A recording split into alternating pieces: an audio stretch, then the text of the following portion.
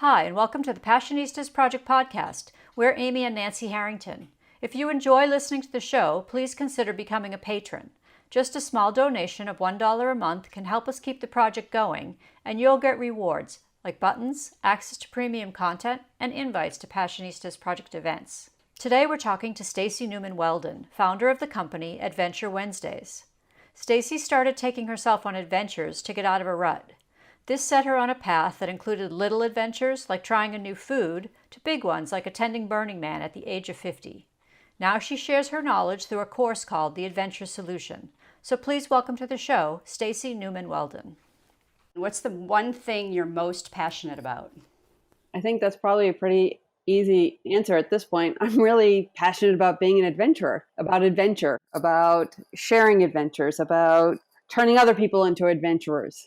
I was given advice, years ago, how to get myself out of my own rut, out of my own head, find what I really like to do by taking myself on adventures. And, the advice sort of freaked me out at the very beginning because I thought it meant, the typical definition of adventure, like adventure travel, where you go off to do extremes, like hiking in Nepal or whatever. And, I couldn't do that. I had 2 kids and a mortgage and a full-time career and all that. And so basically the advice was do it in baby steps. And it was really a big mind shift for me as I did it. I picked Wednesdays because that was the only night I did not have my children. They were over at their dad's house that night. And I could go out and I live outside of New York City. And at the time I worked in Manhattan, and it's one of the most exciting cities in the world. So why not explore it? And the big purpose was to find out what I thought was fun, because for so long I was the people pleaser and I always just went along with whatever else anybody else was doing and said, oh yeah, that's fun. I am easygoing, but it also ended up meaning I didn't really know for sure what I like to do. So that was the start of my journey, was just trying to find out what was fun for me. And then it just sort of expanded from there. So what was your first adventure? The first adventure, I actually just walked a different way home from work because I didn't really know what to do. But it's like, instead of going up, the same old, Park Avenue from my office to Grand Central, I decided to go out a different entrance and walk on a different side of the street and sort of just go with the flow of the traffic lights and see where it took me. And it took me down a side street that I'd never really been. And going down that street, I found some really cute restaurants. So I decided the next Wednesday I would take myself out to one of those cute restaurants. So that was really my first one. And taking myself out to restaurants isn't really that big of a deal because I was in advertising sales. I entertain clients out all the time. Or when I'm traveling, I'm used to eating alone. This time I had gone out with the intention that I was going to meet somebody. I was going to, make friends or something, And so when I went to the restaurant and I sort of just sat at the bar, and the only person I talked to was the bartender. There was nobody in the bar that I wanted to talk to, nobody that approached me. And it just, at the end of the night, sort of felt like a big failure. And I realized that was part of the adventure, was, taking the risk and failing, because then I discovered what I didn't find fun. Going out to a restaurant alone to try and forcibly make friends was not what I thought was fun. So then I started, that's where my curiosity kicked in and said, well, what else can I do? That's where I started exploring other things to do besides just trying out new restaurants by myself. What are some of the more memorable adventures that you had? I have had so many, it's kind of crazy. It's like sometimes I have to go back through, actually through my Facebook post to remember them all, because there are a lot of Wednesdays in a year, about 52 of them. And I've been doing this now about 7 years. And not only that, but what's been happening is that adventures now slide into every day of the week. I mean, one of the ones that impacted me a lot was meeting my adventure partner. Because I'm of a certain age, calling him my boyfriend sounds silly because he's not a boy. And calling him a companion doesn't sound right either. So I call him my adventure partner. And we met at a very weird speed date in a yoga studio. And it was a Wednesday, and it was an adventure, and I couldn't get any girlfriends to go with me. So I went by myself. It was a very odd night, and there were really only like 3 guys that were of any interest to me, of which Ken was one of them. And at the end of the night, he was sort of chatting and talking with somebody else. And I'm like, oh, well, no big deal. It was a fun night. It was something just to post about and let my friends know. It was silly. And I just let go of the outcome. And then the following Monday, he actually reached out. We had a date, and then he never saw anybody else but me for the past 5 years. And we actually inspire each other to a lot of different adventures. And so one of the biggest ones I've gone was Burning Man. I probably never would have discovered it if it weren't for Ken. And when you go to Burning Man, it's like 1,000 adventures wrapped up into one little week. And I really like it because I like going out to Burning Man. Everybody has all this, these images of it being a drug-infested music festival, but it's not. To me, it's a huge art event with all these art installations, and you get to see the creativity of 70,000 individuals. And to me, that's the most amazing thing ever. But it's also the small ones. Something small will just shift your mind about different things. I am running this course called the Adventure Solution. It's basically for women because I want to target people who are like me because I can relate to them easier. And having women in my group calls makes it a safe container. This one woman took herself on an adventure to follow, smells that brought up childhood memories. She was like in a high stress job, but she took time off to go to the beach and play with her dog like she used to do as a kid. So she was at the beach and she smelled the salty air and the sand and, the hot dog smells and all that. And it just brought her back to her childhood, and it just made her happy. And she hadn't felt like that stress-free kind of joy in a long time. So she kept doing it. So like then she went home and she found, brownie mix in her brownie cake pans and made those. And it just brought her such joy to do things that she used to do. And it helped relieve her stress. And so it, like, through her own little adventures, she shifted her mindset about how to make herself happy.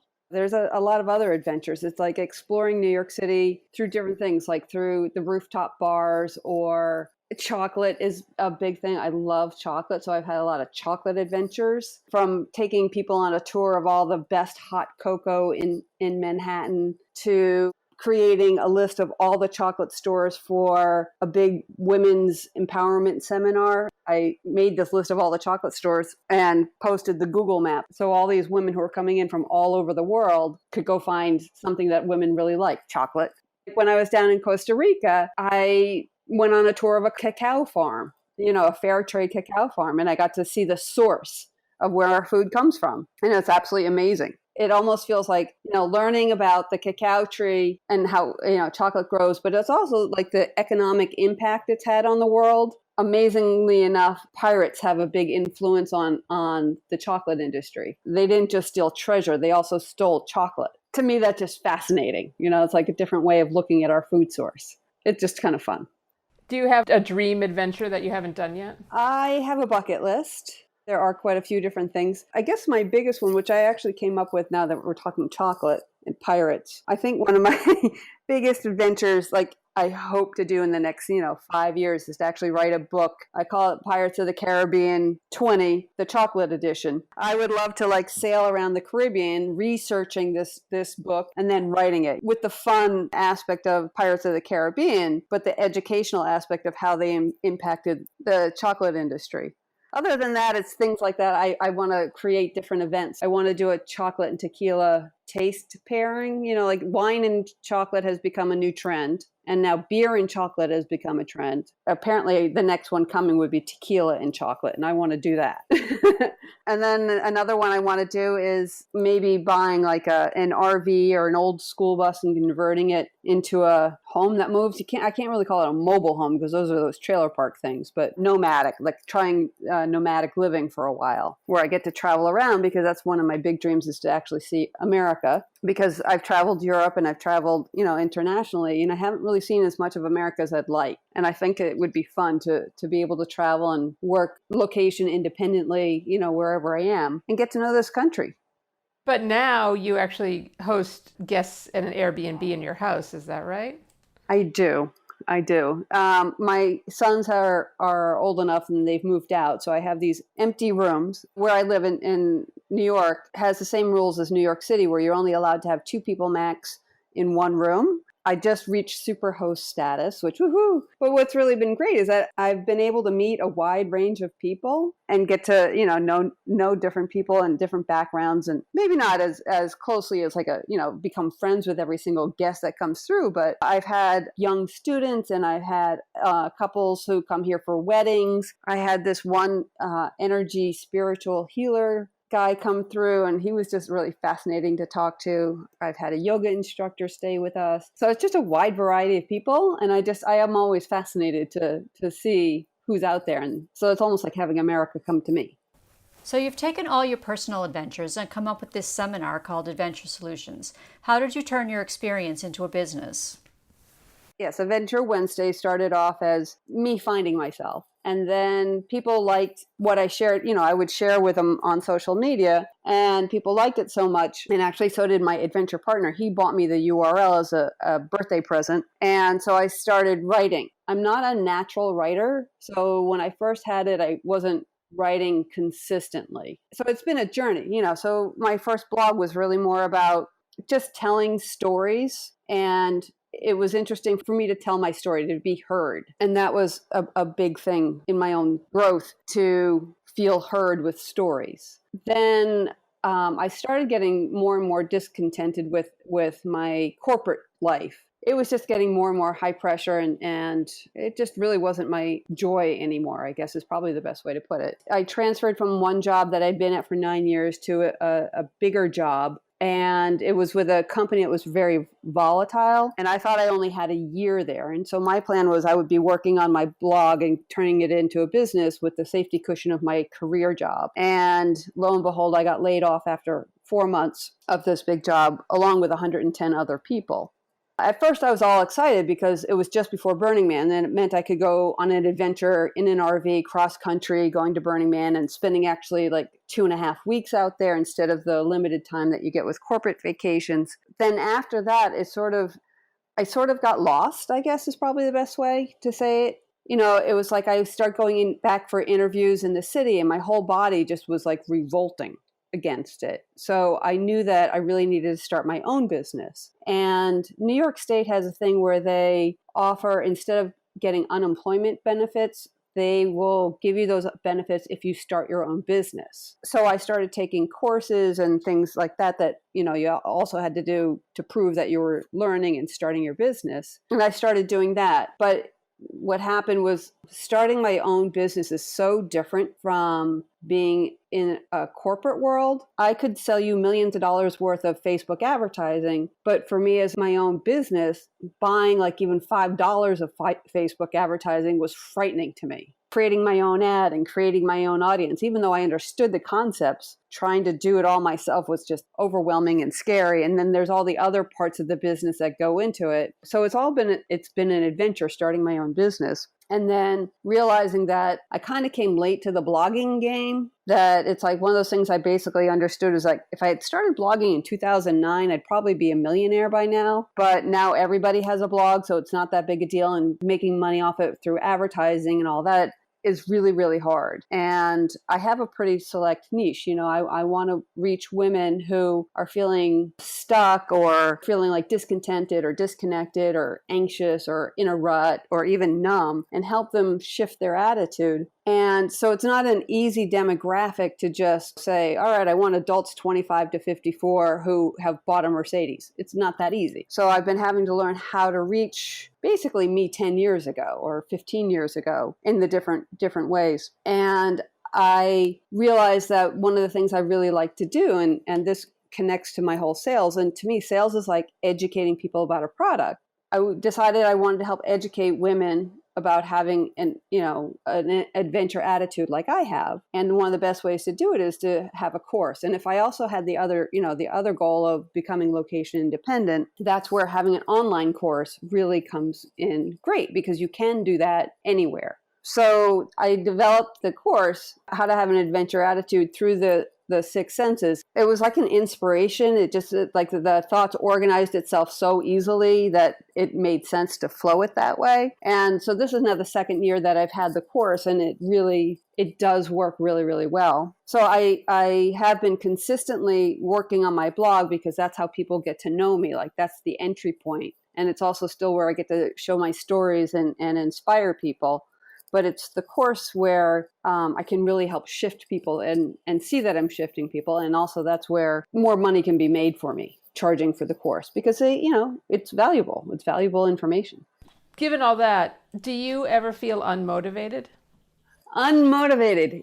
Yes, often. I guess the biggest thing that happened to me last fall, I got diagnosed with adrenal fatigue. Chronic stress syndrome, I guess, is another way to look at it. And in a way, it was almost like my whole body was recovering from the fact that I was in a high stress job for so long that it was taking time to adjust. I mean, you've probably heard about people who have been working in big jobs and then retire and all of a sudden die of a heart attack.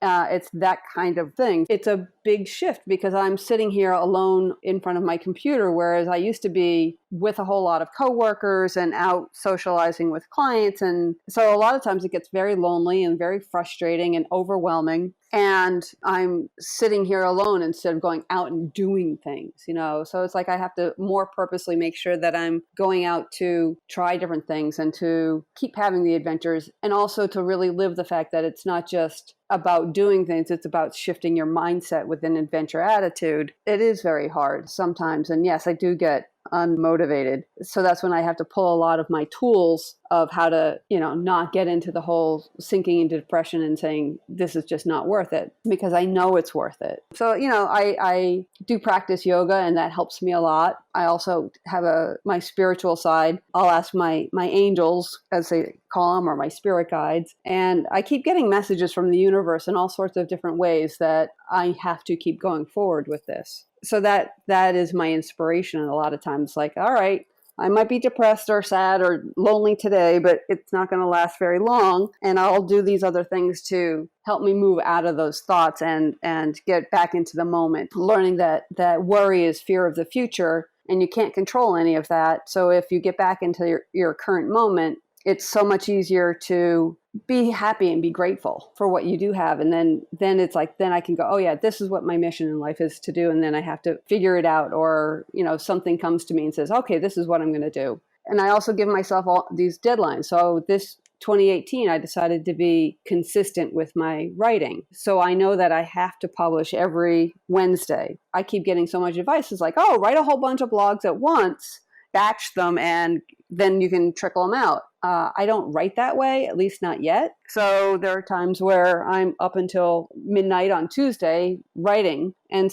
sometimes the week before I'll be saying, okay, I'm going to write about XYZ. And then it just doesn't come out. And then all of a sudden, what I do want to write about comes about, like Monday afternoon, saying, okay, this is what we're going to write about. So it's hard for me to write a whole bunch of blogs all at once, just because of how I currently write, my writing style. I'm learning. I mean, that's the whole adventure of owning your business, is that you grow and you learn as you go along. And that's what's really exciting, as opposed to my old career where there was the stress of making sure you performed and what have you done for me lately. This is more about taking care of myself and doing what's good for my business as well as what's good for me. So there's been a lot of times where it's been really hard, but you're in your passion when you decide what shit sandwich is okay to eat.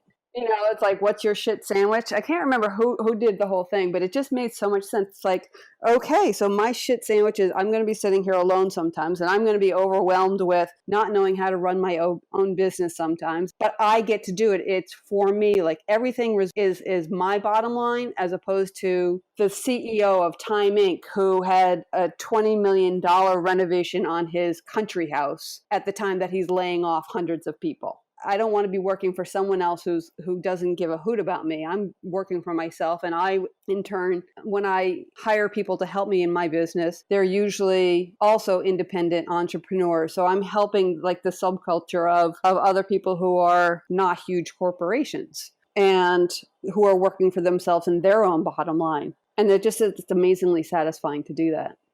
We're Amy and Nancy Harrington, and you're listening to the Passionistas Project podcast and our interview with Stacey Newman Weldon. Find out how you can get out of your rut by taking adventures and turn life is hard into life is fun at adventurewednesdays.com. Now here's more of our conversation with Stacey. What's your secret to a rewarding life? Probably the best thing for me to say is to have gratitude. I'm not into a whole lot of the materialistic things. It's not about the big house. It's not about the job title. It's not about, the fancy cars. I don't find that stuff rewarding. I find enjoying myself, being around family, but oftentimes it comes down to just being really grateful for what I do have as opposed to what I don't have. And when you have like a curiosity and a childlike wonder about things, everything seems fabulous and great. I'm grateful that I discovered adventure. I'm grateful for the adventures I've had. I'm grateful for helping others find adventures. I'm grateful I have a house with a super host Airbnb. You know what I mean? It's a lot of things like that that just really make you feel rewarded. Do you have a mantra that you live by? Life's an adventure. Dare it. That phrase is actually from a poem called Life Is, and it is attributed to the Saint Mother Teresa, even though rumor has it that she didn't actually write it, but she definitely promoted it. And so it's a whole thing about what life is. And so the line that stuck out to me was life is an adventure, period. Dare it. It just makes a whole lot of sense to me because I like adventure and I like to dare myself to try things differently. That's really the one that sticks out as the one I like to live by, the one that I have posted on my bedroom door. What's been your biggest professional challenge in starting the business, and how did you overcome it? Well, I think I touched on one of my challenges as being, I guess, grieving my corporate career and stepping into the fact that I can start my own business and I have something important to say and that others want to hear it, stepping into my own power about that. I did have a whole sort of meltdown of who the heck am I to be doing this, which from what I understand is a big thing for a lot of entrepreneurs to go through. And we each have to find our own answers to it. For me, when I say, oh, who the heck am I to teach this? I'm not a therapist. I'm not a life coach. I'm not an adventure guide. I'm not a tour guide. I don't have any of those accreditations, but I have a lifetime of experience, and a lot of the way I present things and have learned things are based on science. So it's like, who am I not to be sharing myself this way? So that's really I think the biggest thing that I've had to overcome was the self-doubt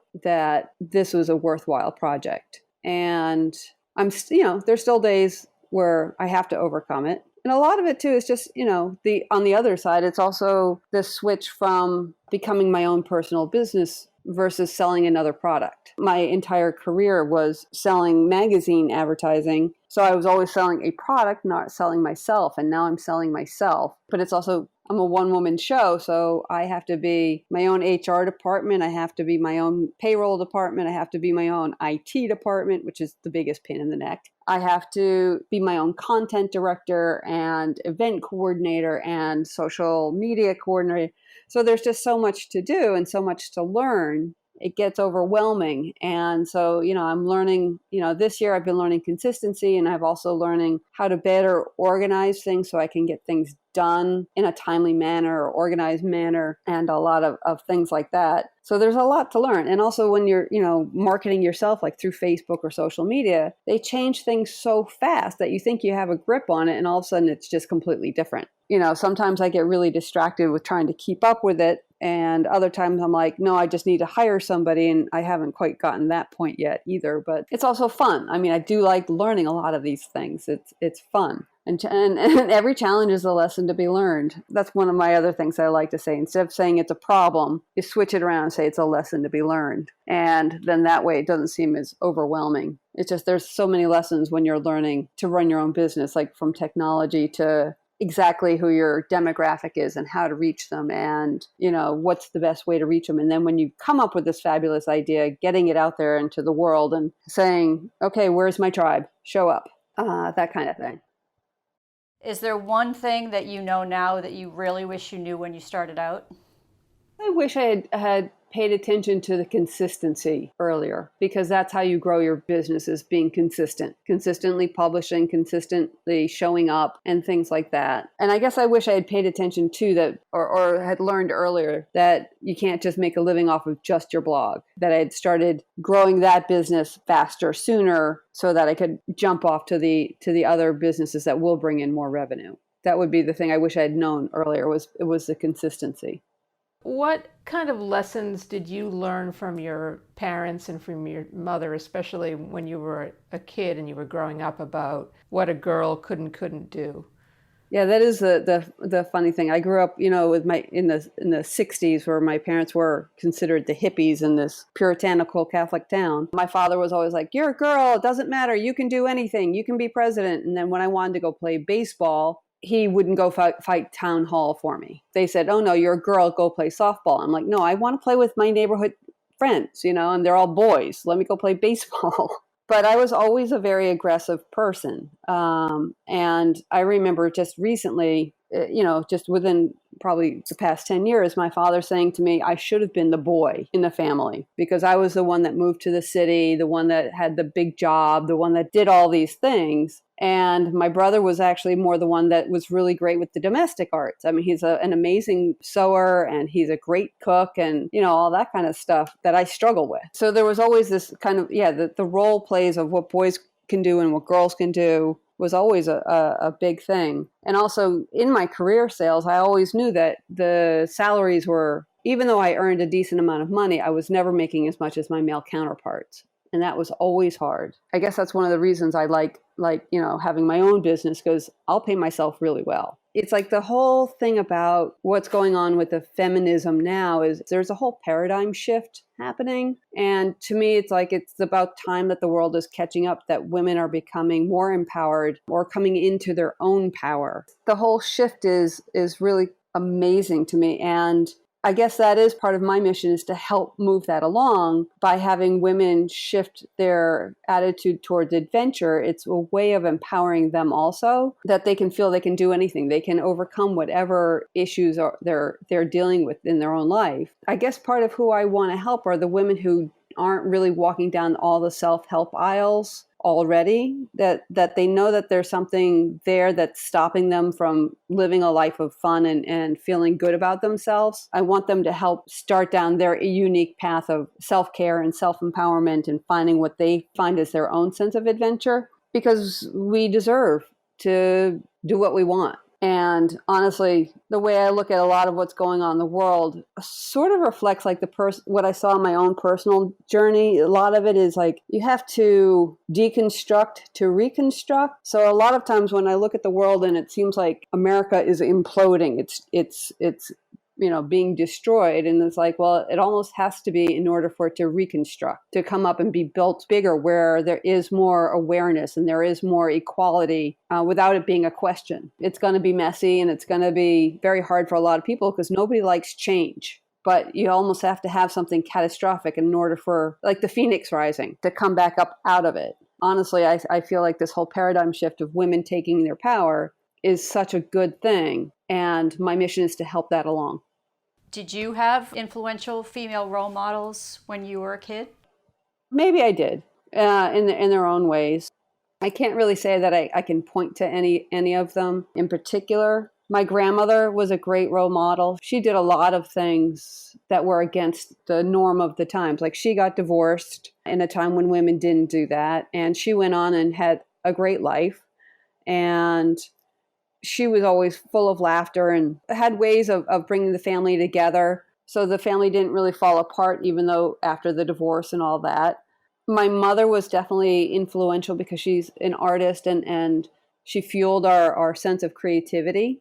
And I know that it's really, part of why I like to look at adventure in my own backyard is she would always take us to, we would play tourist in the towns that we lived in. And, she never took any of that for granted. So we would go to the Old North Bridge and look at it as if we had traveled across the country to come see it. And she did the same thing in my own hometown. That type of thing was always, it's such a great way to look at things. It's like, oh, we're right here. And just because we can see it every day doesn't mean we shouldn't go see it. It's always like, oh, we should stop and do that someday. But she was always like, no, let's just do it now. And what about cultural heroines? Anybody in pop culture that influenced you?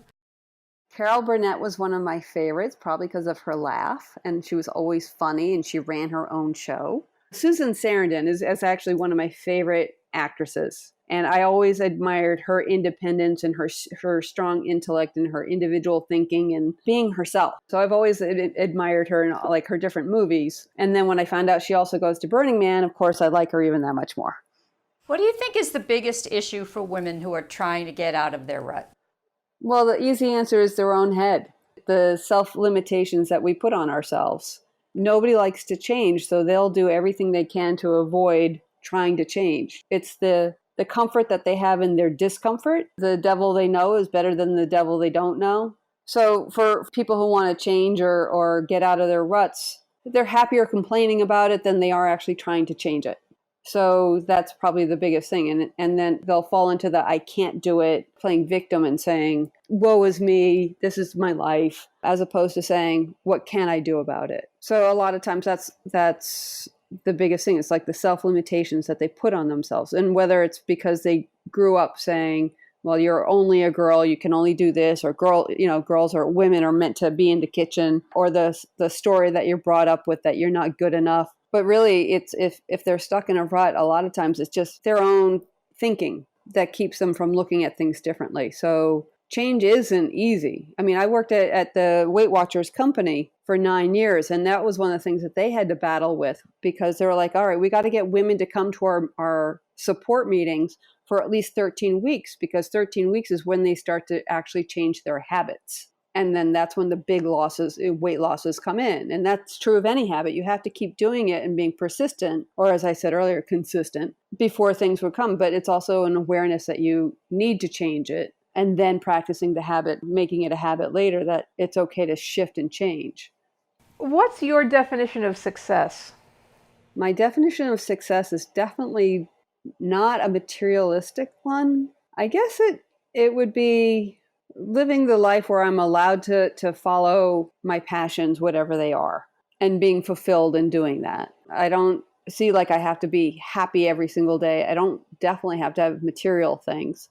I've already felt like I've succeeded at so many things that it's not like I feel like I'm striving for a new goal. I enjoy every success along the way. You know, the success of seeing somebody having an aha moment, seeing my children do well or be themselves, probably a better way to put it. I've already had like the big job and I have the house and I've had a car and all that.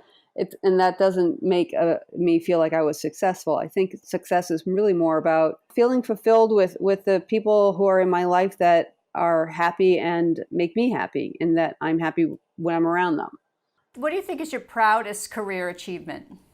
I guess it's really is establishing my course, the Adventure Solution, because I've seen the women shift their own mindset and become happier people because of it. I mean, in my corporate career, I always tried to choose companies that sort of had a mission of helping others, like working at Parents Magazine, helped parents be better parents. Working at Weight Watchers, helped people become healthier people. So I've always enjoyed that type of thing. In my corporate career, I received all sorts of different kinds of honors. I guess looking back now, it's like, I really like the fact that I can help people shift their mindset and have a happier life. What advice would you give to a woman who's afraid to step out of her comfort zone? It's hard to be a generic advice because I always feel everybody's journey is different. And the woman who's afraid to step out of her rut, I almost feel like saying, why not? What's the worst that could happen? That it can be done in baby steps. Like for me, I was so afraid that going on an adventure meant taking a backpack and leaving everything behind. And it's not. It was all about baby steps of how to shift how I looked at the world. So, it was like one little thing at a time, but consistently doing it so that I'm a different person now than I was 7 years ago. So the biggest, I guess, would be, why not try it? What's the worst that could happen? Thanks for listening to the Passionistas Project podcast and our interview with Stacey Newman Weldon. Find out how you can get out of your rut by taking adventures and turn life is hard into life is fun at adventurewednesdays.com.